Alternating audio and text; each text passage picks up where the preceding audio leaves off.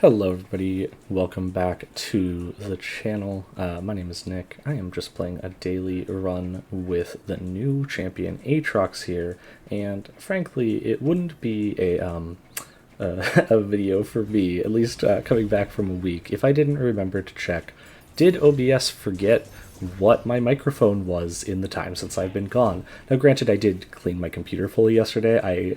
I had noticed that it had just been getting louder and louder as especially as I was editing things and editing videos on my computer, and realized that it had been quite some time since I had dusted it out, and that I probably needed to do that, and it was filthy. So I did take apart everything. I cleaned up the area, like my desk and all of that, as long as I was doing that yesterday. That was my little project.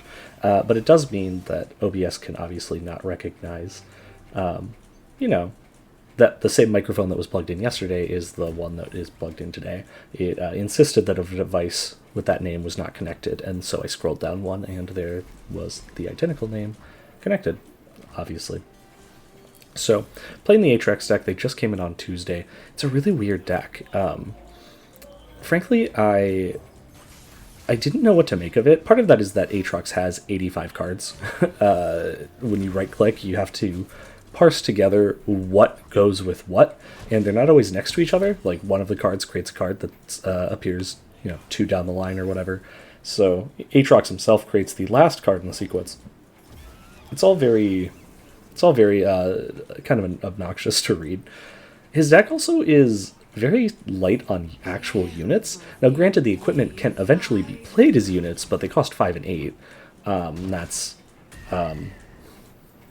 Aegis of the Darkened Aegis, which can be played as Joral, and the Darkened Staff, which you'll see its name. We'll talk about it when it appears on screen.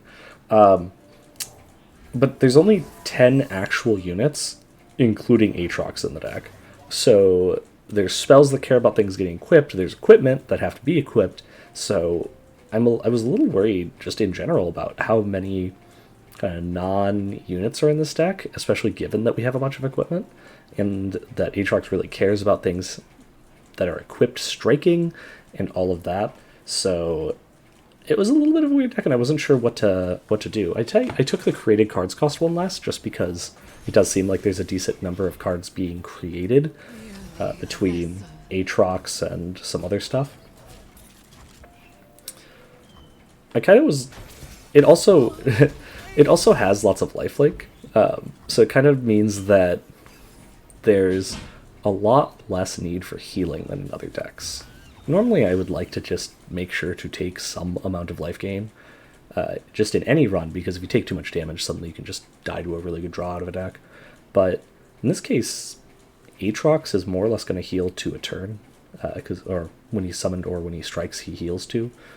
The Keeper of the Box has lifelink once you've equipped, so it's going to heal you a few damage here and there. It actually comes up one game that I don't really need to block, because their unit can't block. Why take the toughness on, or the damage onto this thing and reduce its toughness?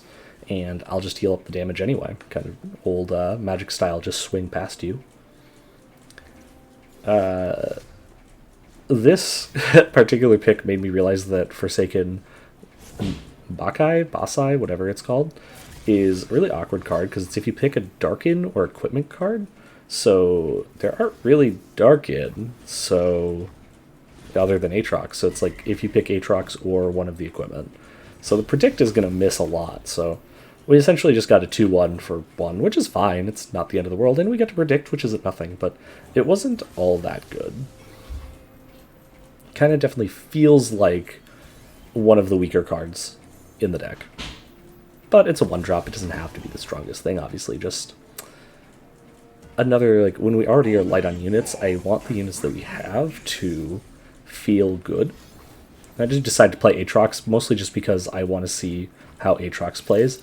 They end up killing our unit before we have a chance to attack, but they're dead anyway, so it doesn't matter. We can just attack and kill them. The World Ender is a weird spell in that it costs 13. Its cost is reduced by 1 for each time an equipped ally or darkened ally, so just Aatrox, has struck. Just Aatrox, unless you've played Joral, probably, which is the flip version of the Darkened Aegis. And then it says assimilate all equipped allies with their darkened form. So anything equipped with a darkened equipment will turn into the darkened side of that card, and then Aatrox flips, which is strong. It's not bad by any stretch. But it's not considering that it was a 13 mana card, I kind of expected it to do a little bit more. Now you do end up with, like, you know, some Jorels in play, which are good. I guess it's like a 5 mana toughness. Spells cost, or your opponent's spells cost more during combat, but it's not all that much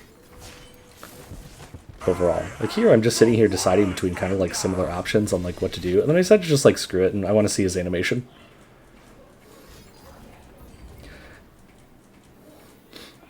Regardless, I was just getting back from Minnesota. It was a very pleasant trip.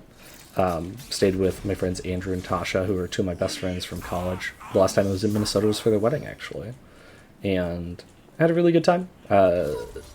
They still had to work and such, so most of the week I was, you know, when we were hanging out, we were playing board games or watching movies. Like we watched both Home Alones, and maybe more importantly, playing with their dog Benny, who is the most adorable corgi. He's getting old too. He's like 9 or 10 now.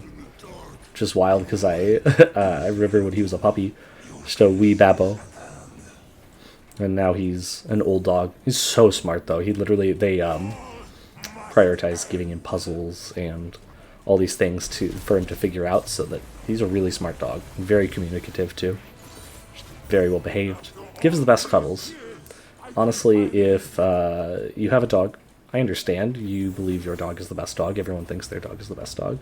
But I want you all to know that you're wrong. Benny is the best dog. Literally the only dog I would ever consider. Like, if I had to, I would adopt them for them. Like, yeah, of course, I would take Benny. Benny is actually the best. We did make the mistake one day of coming back about 15 minutes before they got home from work. We had just run to grab lunch and whatnot, and then decided to stop at Target, and ended up taking longer than we thought. It meant that we got home when he was expecting, you know, mom and dad to get home, so to speak. And he was distraught that we were not either of my friends. So learned my lesson, tried not to get home when they get home from work.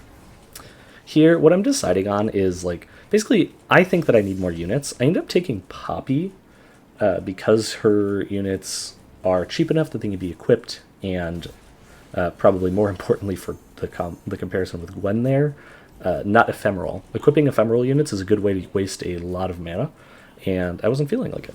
So I ended up taking Poppy. Not so much for Poppy. I actually think Poppy was the least impressive card in the, you know, set of Poppy cards that we got, because I am generally going to be equipping her very cheap allies and the very cheap cards in this deck with equipment. So Poppy herself kind of just comes down on turn 4 and is the smallest thing in play, which isn't what we want. Another little benefit, which I didn't even think about, was that I did take created cards cost 1 less, and Yordle Squire does create a card that costs 1, so here I, like, in hindsight, after knowing what the random stats were going to be and remembering that it was going to cost 1 less, I probably would have taken the plus power card, but it's really not that relevant. Either way is fine. Like here, you know, what's the difference between a 2/3 and a 3/3? Not that relevant. Like, it kills some stuff, but they're barely playing anything. I don't mind the plus toughness, especially because we have this 3/2 that's actually kind of easy to kill. This is importantly Balcucks, which, right? I don't know. I don't know what you were thinking when you named this one. Balcucks. Yep. So anyway, we're gonna just move on from that one. Good old, you know, Baalkux. The most terrifying of Darkin, of course, with many round spheres on its face for some reason. Who knows? Who knows what they were thinking there?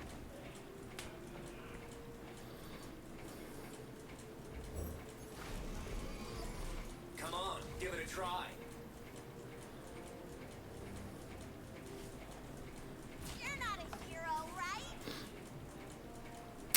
Sorry for I'm not saying a whole ton just because there's not really a lot to say. Obviously, when I was recording the actual gameplay, I was still talking quite a bit about the gameplay decisions, but none of this is like that fascinating. I end up blocking here and using the spell to make sure it died, mostly just because I do not like Slopbot. Sometimes it can just randomly kind of go off and suddenly you're dealing with a huge unit that your units can't get through, and I don't feel like it. But it's also not the biggest threat either, so it's either way, I think it was kind of irrelevant. They end up just dying, so you made the right choice removing the blocker, I suppose.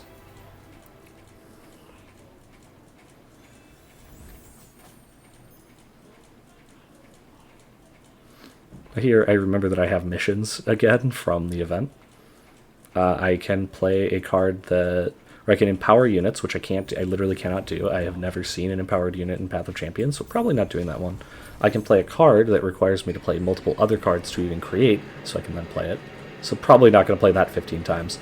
But one of them is just play 2 drops. I can probably do that, so I figured that I will try to play 2 drops.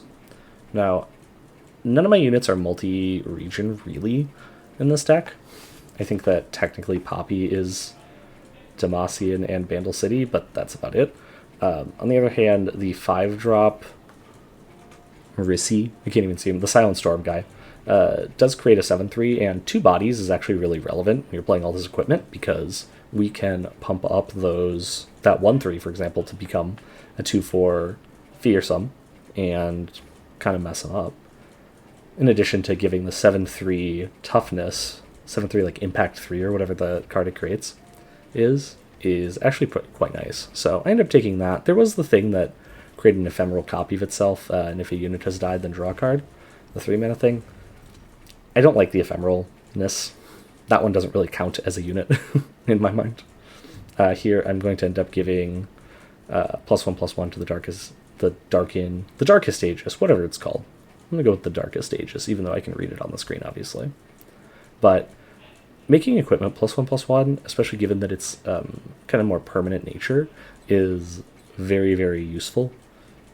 The Elk having +1/+1 is good as sort of a tempo play. Long term, the Darkened Aegis is the card that I think is going to have more impact. Both cases, you're probably going to end up with the same thing, which is a 1-drop that got +2/+2. But the Aegis, in my mind, will have that +2/+2 last longer. One thing I didn't really think about was that we're going to lose that +1/+1 once it flips to Jorreal or whatever, Joral. I forget what the other side's name is now. But on the other hand, if we're flipping the equipment into the Darkened side, we've probably already won anyway, because that means that we have played Aatrox and resolved the World Ender, so our Aatrox is now a 10/10, and all of our things, all of our Darkened Staves and Darkened Aegises have become Jolrals and Balcuxes, so Balcuxi, I'm gonna go with that. I'm gonna go with that. It's probably a Latin word. So they can't block, we just attack for 2. This thing has Fearsome. I will say, the other reason, probably in Path of Champions, to not care about, or want the +1/+1 onto the equipment instead of the unit, is that there is very little equipment removal that exists. There is plenty of ways to kill units. Here I block the 1/1 and then we don't block the 2/3. Like I was saying, we can just literally ignore that thing because we'll just gain more life than it has. Yeah, equipment is a very safe place to put removal, or to put stats that removal isn't really going to interact with very well. And there's very little equipment removal in the mode, which maybe they'll change that at some point. But for now, not every deck has equipment, so why would you do that? And it did prompt me to remember that I was once blown out playing Jax, where they destroyed one of the improvised units' equipment mid-combat, and that was absolutely brutal, because it was going to flip Jax, and suddenly I didn't flip Jax, and I didn't, and I lost the unit, because once you remove the equipment from those units, they're pretty bad, the improvised ones. But that tends to only be if they like create random cards. They create cards somehow that are going to just randomly be just equipment destruction.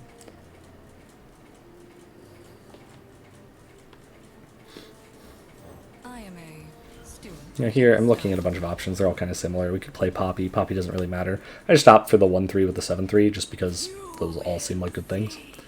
And block both with our things that have toughness because they don't really matter. I decide to block now mostly just because it seems pretty clear that they're just in the attack and hope something happens mode of the AI that sometimes comes up. And with so many units in play, one of them literally says impact 3 while they're at 4. It doesn't seem like they're going to... anything relevant is going to happen, so I just don't risk something weird happening that I would end this at less than 20 life. Why bother?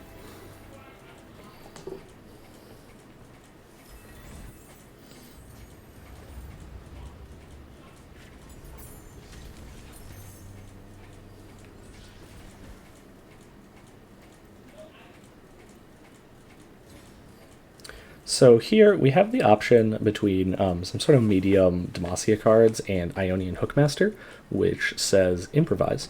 Improvise being the mechanic where you get to create an equipment from a kind of fixed pool of equipment and then auto-equip it to that unit. So it's a 0-1 with a pickaxe, so it's a 2-1 for 2.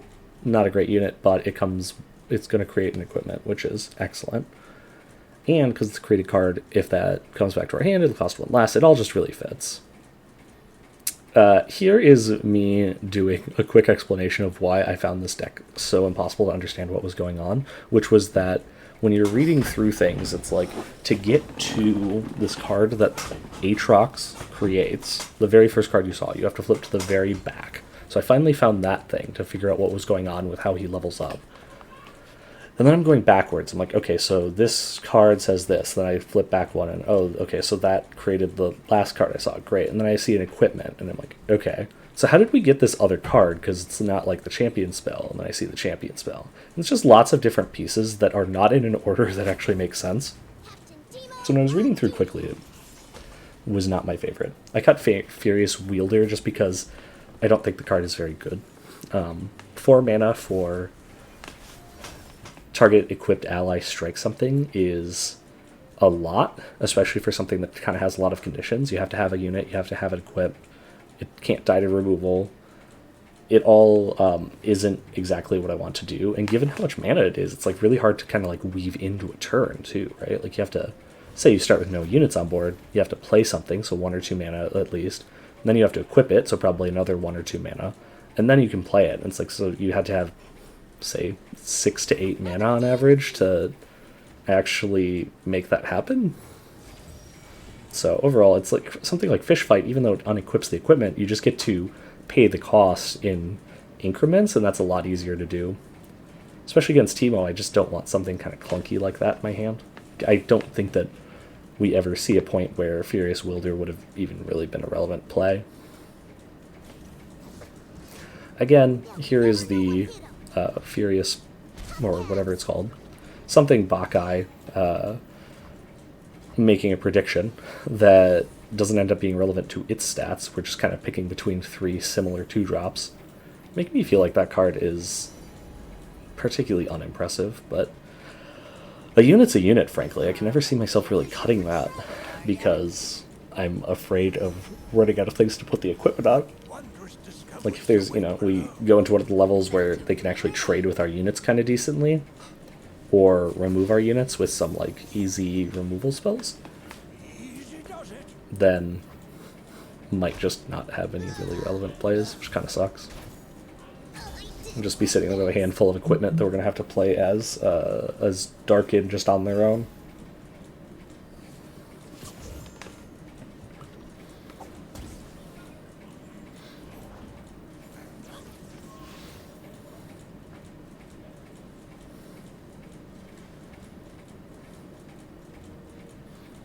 So here I'm kind of flipping between a few different very similar options, and I didn't think we were actually going to get a chance to block the 2/2 anyway. I decided to play the improvised creature first with the goal of blocking the Puffcat Puff. Because if we got something that increased toughness to 3 or gave it toughness, like the spell tough, or the, not spell, keyword tough, we could actually block it. In this case we found Pot of Pain, which does give it +2 toughness and then can block the pup and save us a couple damage. Which again, maybe not the most relevant, but against Teemo, like, saving every point of damage can really help, because once you're at the point where you might die to shrooms, you'll really wish that you'd taken every chance to save 1 health, you know? So here I play Poppy. Poppy is kind of the least impressive card on this board, like I said. She's not really doing anything. She will give herself +1/+1, which brings her up for 3/4, but she doesn't really help in any regard on the allies. And we end up trading with Teemo, which is all I've ever wanted. I was sitting there thinking about ways that I was going to have to, like what I was going to have to do to actually kill Teemo. Instead, we put the Pot of Pain on the Poppy of Pain. So now she's actually a relevant size if she's going to attack again. We've drawn, of course, the Darkened Staff, where Balkux is kept, right in the staff, I guess.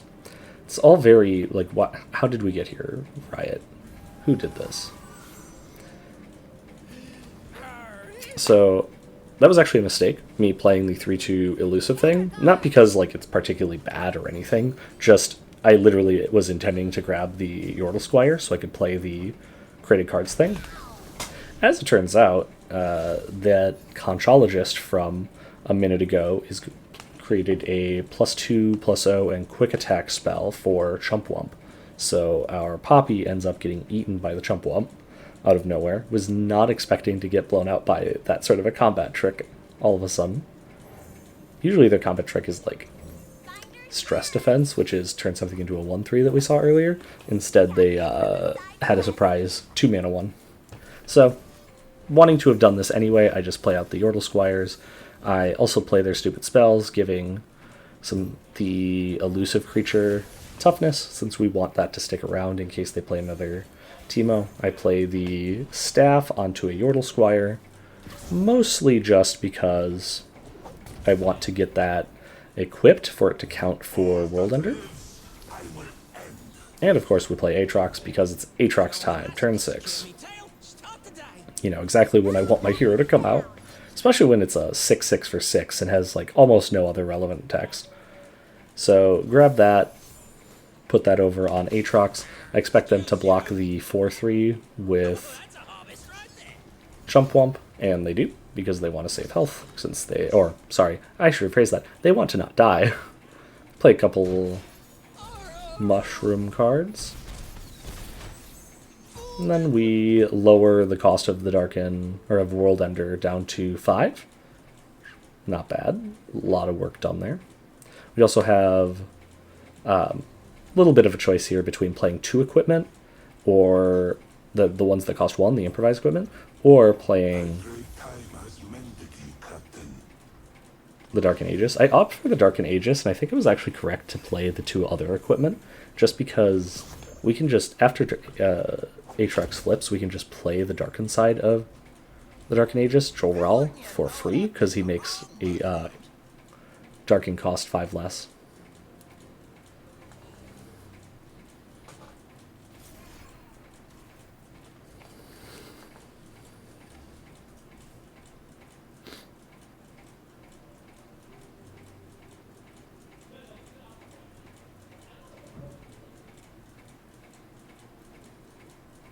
So just quickly, I decided to take out the last little bit because I had to run and grab the doorbell anyway in the video. But the reason that I'm looking at all these options, there's a bunch of very similar, like an ally and an enemy strike each other, or this strikes this, kind of deciding what to play. I decided to just play the World Ender ultimately, despite taking, you know, like 2 minutes on this when I said that I was going to make decisions more quickly. And not explain every thought, mostly just because I'd never played this deck before. I wasn't really sure what the best option was. I kind of figured since I had another Darken Aegis in hand, I could just play that as with the cost reduction, because now I remember that that's a thing, obviously. Now they did kill the Squire in response, so we will not get a Balkux. Darn.